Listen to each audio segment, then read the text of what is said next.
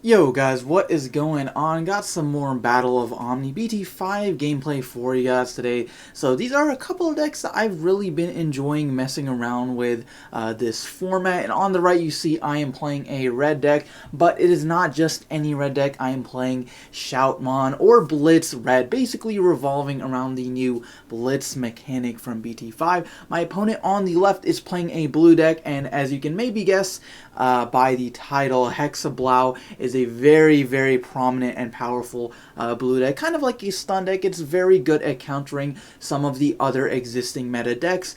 So that's what we are going to see facing off today. He just set up with a blocker over there, and I'm going to Digivolve into the BT5 Greymon, who lets you gain 1 memory if you evolve over an Agumon, essentially becoming a 1 cost. You see I also have the tie set up, so I am a little bit ahead in terms of advantage because I do have my memory tamer set up, and I ended my turn off by playing the Agumon from hand. Now my opponent is going to start things off by Digivolving over his Bukamon in the breeding area, going into Galmon there, and then for a 2 cost going into Paledramon, which is a little bit unfortunate because that guy, first of all, he doesn't really even have like an inherited effect, and also his main effect is like an on Digivolve, so you can't resolve it in the breeding. So it's a little bit unfortunate, but at times when you just need something to evolve into, it's it'll get the job done. So then he's going to end things off by playing Sora and Joe, who is a super powerful dual tamer cards.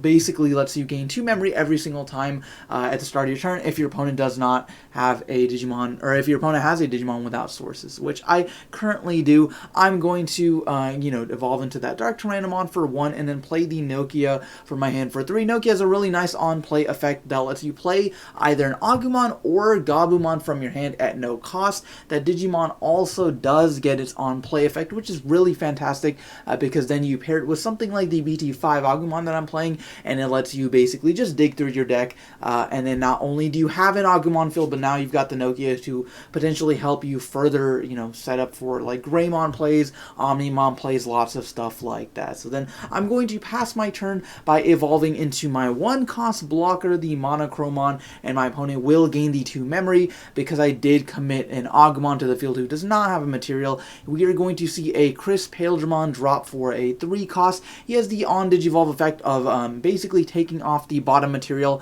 of all of your opponent's Digimon, so 1 Digimon each, like 1 material for each Digimon. And then he also has the inherited effect that gives you security attack +1 if your opponent has a Digimon without source. So finally, to round things off, we're going to see a absolute blast play. Basically lets you strip 1 source and then choose any of your opponent's Digimon without sources, and then you get to send that guy to the bottom of the deck. So a little bit hefty for a 6 play cost, but it is quite a powerful card. But I'm going to start my turn by going into the Metal Greymon for a 2 cost by suspending the Nokia, and then rounding things off by going into Victory Greymon, who effectively lets me destroy a Digimon with 8,000 or lower DP, basically getting rid of most level 5s in the game. Then I'm going to swing for a total of 16,000 DP, I think, because I've got the Metal Greymon who gets plus 3,000, and then the Agumon +1, so he's 16 right now. So definitely not going to die into anything security, and I'm just going to swing with the Greymon as well, because at this point I was like, you know what, I really would just like to get rid of my Digimon without materials so that my opponent doesn't constantly gain memory off of Sora and Joe. So unfortunately my Greymon did survive the security check, but that's fine too, so long as we don't see an Hexeblaumon come down. All my Digimon without materials will still be able to attack. But if he does bring down that Hexeblaumon, then I'm going to be in serious trouble. So then my opponent's going to start his turn at 3, and just evolve into the Shoutmon there in his breeding area, which many of you guys might not know what that card does. It'll be relevant in a little bit here. I didn't know what it did before this game, but basically it prevents your opponent from reducing evolution costs. So things like Nokia don't actually work. So then we're just going to see 1 more absolute blast played, and then the turn is going to pass over to me. I'm going to hatch my Koromon. That is the BT5 Koromon that lets you draw 1 card anytime you are swinging with a Greymon or an Omnimon. So at this point, I'm not sure if I had a level 3 Digimon in my hand at the moment, because I feel like I probably would have just evolved immediately. But I do still have quite the powerful level 6 on the field right now. So no, I guess I did have the Agumon. That is the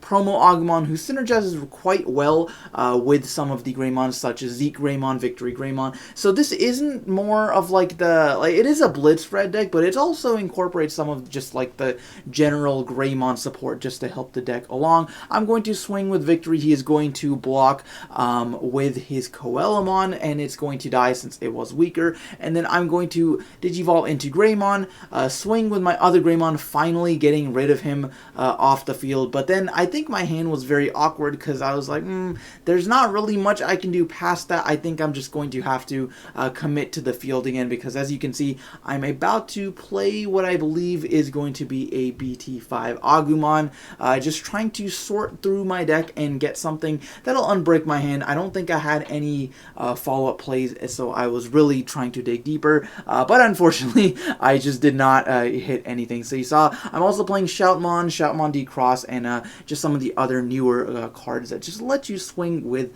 Blitz. So unfortunately now my opponent is going to gain the 2 memory from the Sora and Joe, starting at 4, and he is debating whether or not to bring his Digimon out of the breeding area, but if he does have the Hexeblaumon in hand and he's able to Digivolve straight up into it, I'm going to be in serious trouble. But if he doesn't do anything, I'm kind of taking control of this game because I do have 3 Digimon in play and he only has 2 security left. I also doubt that we'll see another Absolute Blast because he's already played this 2 in this game, so it's unlikely we'll hit another one in security. So I think this plan here is just to swing with everything and you know, go for a game. So I'm going to swing with Victory, swing with Greymon, and swing with the Agumon to round things off. So guys, that's going to be game 1. So then game 2, my opponent is going to start flips over the Bukamon, which is a really nice Digi-Egg for the deck. Just helps you get even more advantage and just stripping more sources off your opponent's Digimon.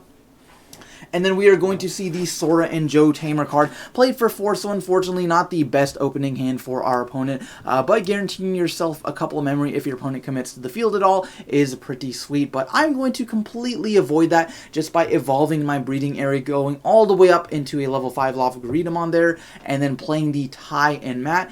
Dual Tamer cards, so leaving my opponent with 3, not giving him the advantage off of Sora and Joe, and not having anything on field for him to potentially strip sources from. So it seems like we're just going to play this back and forth game. So he's going to play another copy of Sora and Joe. I'm going to finally bring out my Greymon. I'm not too scared because he doesn't really have anything coming out of the breeding area. He doesn't have anything on field. All he's got is a couple of Tamers. So I'm just going to go straight on up into Shoutmon D-Cross. D-Cross has a really nice ability where on Evolve, you can put something from your hand into its materials, and then as long as it's a red Digimon, and then just swing because you do have Blitz. You get to delete some stuff if you got a Z Greymon Omni Shoutmon as well, but that's irrelevant here. So I'm just going to swing for what I believe is just 12,000 DP, even though the memory passed to my opponent. So then for 3 memory, my opponent is just going to play his Tobyumon and then Digivolve into the Weregarurumon Sagittarius mode, which is a really interesting tech. This leads me to believe he's also playing maybe Z Garurumon or some of the other cards, maybe like a couple copies of Omnimon as well as the Hexeblaumon, because you usually don't see that guy played much in Hexeblaumon. But anyways, I'm just going to Digivolve into that Shoutmon there, as well as the Greymon, as he started at Greymon, to just potentially boost my level 6s even higher with the security checking, and just end the game very quickly. This deck really just wants to build like a giant stack and then just swing into your opponent's security and check them for multiple security. So I'm just going to hit 1 security that time, and then my opponent is going to activate Absolute Blast for free. Luckily, I do have a lot of materials on the Shoutmon, so it only takes the bottom one off and then just returns anything you know, without materials. But luckily my Shoutmon does have a bunch of materials on board. So I'm going to then play my copy of Tai Kamiya for 4 memory. Now this way my Shoutmon will be guaranteed 2 checks, and then anything I go into from my breeding area, from that second breeding area, will also potentially guarantee me 2 checks, since, you know, Tai is on the field. And then if I go into something like an Omnimon, I'll still have 2 checks because I've got the Tai and Matt on field. Unfortunately for me, leaving my opponent with 3 memory was not the best idea, because now he did have access to Hexeblaumon. Hexeblaumon has 2 very fantastic abilities. First of all, when he's attacking, you can detach 2 materials from one of your opponent's Digimon, and then if your opponent has a Digimon without materials, he gains jamming for the turn. Not only that, but during all turns, your opponent's Digimon cannot attack or block if they have no materials. So just with one swing, he's going to be able to suspend his Sorajos and just get rid of the entire stack underneath my Shoutmon. So even though my Shoutmon is 12,000, he won't be able to attack the following turn. So then, to round things off, he's just going to play his level 3 Shoutmon onto the field. I'm going to gain 2 memory because of Ty and Matt. Since my opponent does have a level 6 or higher Digimon on the field, I'm going to be able to start my turn with 5, which is really nice, but I really need to do something about that Hexeblaumon. It really hard counters any deck that is just trying to like swarm the field, and any deck that is very reliant on like a single stack like this deck is, because okay, I can build up into a big stack, swing at my opponent's security, but then if he has Hexeblaumon, like you saw last turn, he'll just swing once and get rid of all of my materials that I spent like the last couple of turns you know, building up on. The fortunate thing for me is, though, I do play things, you know, that have removal like Gaia Force and Omnimon you see there. So I am playing a copy of BT1 Omnimon. So I just went into him for a 6 cost and then destroyed his Hexeblaumon. So that is really fantastic, because not only did I get rid of quite the problem Digimon, but now I've got a Digimon on my field that can attack multiple times. And he's got security attack +1, you know, if I wasn't playing against a blue source strip deck. So my opponent is going to go into the Chris Paildramon and then unfortunately just get rid of my level 6 material underneath the Omnimon. So I'm not going to be able to, you know, use his when attacking effect to swing and then unsuspend him and, you know, stuff like that. So the other unfortunate thing is, if my opponent does go into Hexeblaumon again, Omnimon literally does nothing, because I can't evolve over him unless I was playing Omnimon X, which in this build I was not.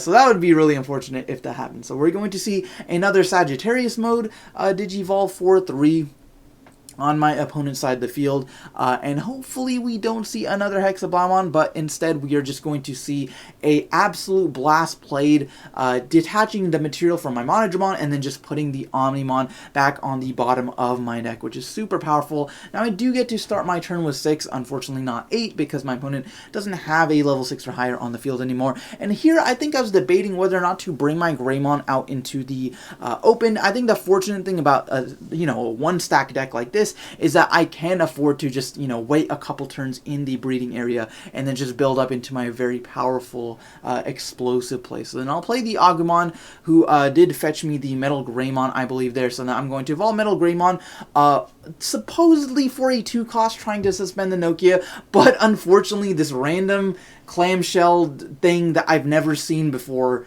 prevents me from reducing evolution costs, so I'm just going to have to suck it up and evolve Metal Greymon for the full 3 costs. So then after that, I'm just going to go into Victory Greymon for 4, and then use the effect to detach 2 materials to delete the Were Garurumon there, so leaving my opponent with 4.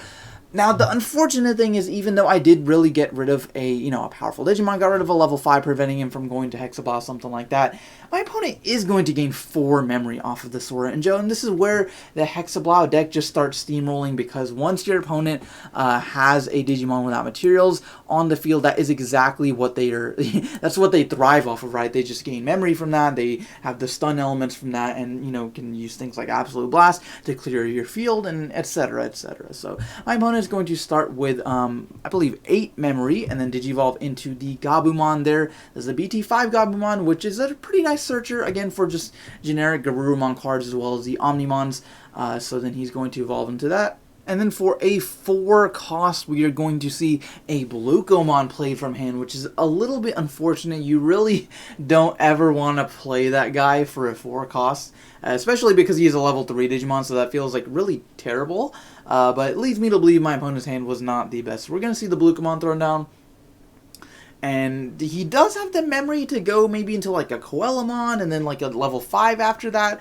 But no, we are just going to see a Hexeblaumon played for the full 12 memory, leaving me with 8 to start my turn. Now, that might seem like it's a really like bad move. Usually you don't want to just summon like your really powerful Digimon without drawing or evolving with no inherited effects or whatever. But Hexeblaumon, you know, kind of just doesn't care.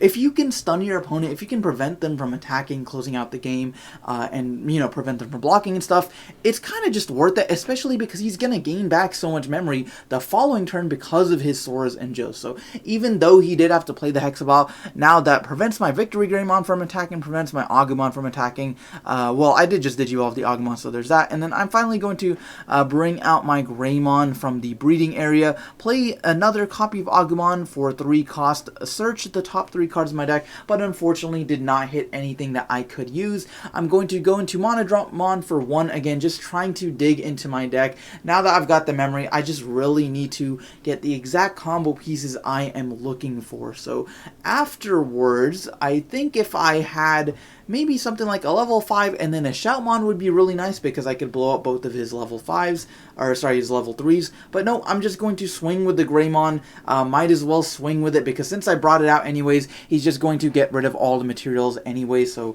I don't want him to just sit there and not be able to do anything. So I'm going to swing for just 1 check. He's going to die. And then I do have the 2 blockers on field, but unfortunately the next turn, if I don't get rid of the Hexeblaumon, they probably won't be able to do anything either. So then lastly, for a 6 cost, I'm going to play another Monochromon, which just feels so bad. Not only can he not block, not only was it a 6 cost, but then my opponent is going to start his turn by gaining 4 memory and going to 5. So then he's going to bring out the Gabumon. At this point, I didn't have enough to go for a game, or I did, but I couldn't attack with the with any of my Digimon that didn't have materials, and I also don't want to attack with my blockers. So I did have 3 Digimon on field, so I could have attacked with both of the blockers, but then the Victory Greymon wouldn't have been able to attack, so unfortunately couldn't have gone for game there. Currently, my opponent also can't go for a game, supposedly, because I do have the 2 blockers, but all he can do is just swing with the Hexeblaumon and then get rid of all the materials underneath my blockers. He really only needs to spend 1 Sora Joe, but he's going to do both anyways. It doesn't really matter. And then just get rid of all of that, so then none of my Monochromons can block, and he's going to hit an Agumon in security. He's going to swing with the Blucomon, and I believe I only have like 1 or 2 security left at this point. I do apologize, that's a little bit cut off. But if he was able to close out the game, he would have. But so, anyways, he's going to swing with that, and Blucomon is going to die. And then finally, for a memory cost of 4, we're going to see another Sora and Joe. So at this point, I'm not sure that was extremely necessary.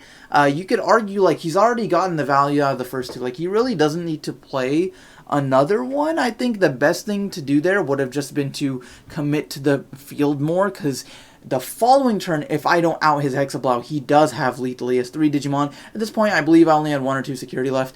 So what I would have maybe done is maybe gone for an Absolute Blast, or, well, he probably would have gone for that if he had it. But regardless, he's just going to end things off by playing Sora Joe. I'm going to hatch into the Koromon there, and then Digivolve into the Agumon. I do have 5 memory. I do have 4 Digimon on field. However, none of them can attack right now because of Hexeblaumon. So to kind of mitigate that, to kind of get around that, I'm going to Digivolve into the Voltramon for 3, putting me to 2 memory. So now the Voltramon can swing. I was trying to get up to level 6, so then I could swing for like 2 security, but I'm not sure that's going to happen with me only having 2 memory and not being able to reduce evolution cost because of his little clam there. So I did evolve into the Voltramon. And I also believe I did have Omnimon in my hand at this point, so I could swing with a Voltramon and then swing Omnimon over the Hexeblaumon because I wouldn't be able to close off the game. So I think that is exactly what I'm debating on doing. I'm going to go into Omnimon for a cost of 4, draw 1, and then Omnimon does have Blitz, so I'll be able to attack even though the memory is gone over, and then I'm going to be able to attack over the Hexeblaumon. Now, unfortunately, I was talking shit on that Sora and Joe, and he's just going to gain 2 more memories. So he's going to go to plus 6 memory, starting his turn with 8. I've still got 4 Digimon on field. He's gone through, I think, 2 Hexeblaumons at this point.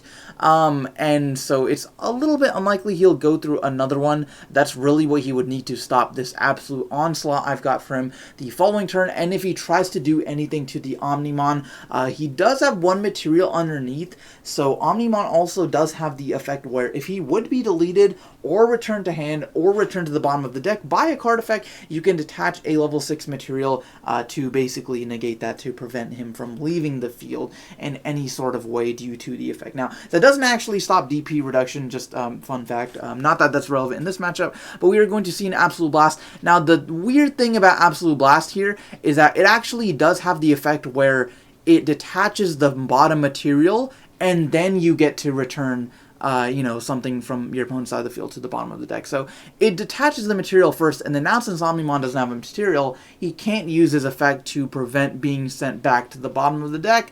So all that good stuff I was just talking about Omnimon is just basically irrelevant because he goes back to the bottom of the deck anyway. So I still do have 4 Digimon, so my opponent is going to either have to set up a blocker or get rid of my Digimon somehow. But that's the unfortunate thing about blue decks in general, is that they just don't have that much removal. Occasionally they can have things like Hokkaido's Breath, or you saw Absolute Blast, things that return to the hand or return to the bottom of the deck, but nothing that just straight up deletes things like Gaia Force or Trump Sword or things like that. So which is a little bit unfortunate, but that does also bode well for me. That means most likely with just 2 memory left, he won't be able to out my board. Now that Hexeblaumon is not on the field anymore, the fact that my Digimon don't have materials does not matter. So he's going to swing, attempting to close out the game, but I think he knew at this point there's just like not really anything he can do. So he's going to swing. I'm going to block with the first Monochromon. He's going to swing with the next Digimon probably. Yep, he's going to swing with that guy, and I'm going to block with the second Monochromon. And at that point we're just like, alright, well that's GG's, because my opponent does only have 2 security left. I've got lethal on board, and there is just nothing he can do except throw down a Greymon, fighting all the way until the end. But that is going to be game. I'm just going to swing here with all my Digimon and end things off. So guys, if you did enjoy the video, go ahead and let me know in the comments. Are you excited to play Hexeblaumon or Shoutmon? Which of these decks are your favorite? Go ahead and let me know in the comments. But thank you guys for watching, and go ahead, like, subscribe, all that good stuff if you have not already. But thank you for watching. I will see you guys next time.